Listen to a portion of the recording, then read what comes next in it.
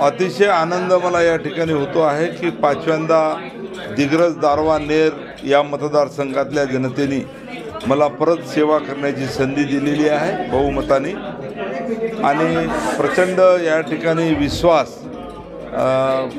राज्याचे मुख्यमंत्री सन्माननीय एकनाथ शिंदे साहेबांवर, उपमुख्यमंत्री देवेंद्र फडणवीस साहेबांवर आणि अजितदादा पवार साहेबांवर आणि या सरकारवर लोकांचा होता आणि सरकारने सुद्धा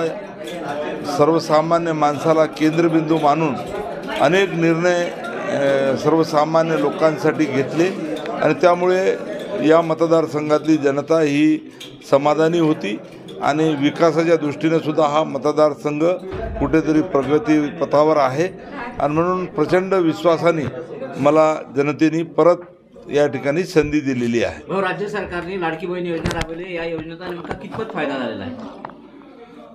लाडकी बहीण योजना ही एक योजना आहे, अशा अनेक योजना म्हणजे समाजातला अनेक घटक, मग शेतकरी असेल, शेतमजूर असेल,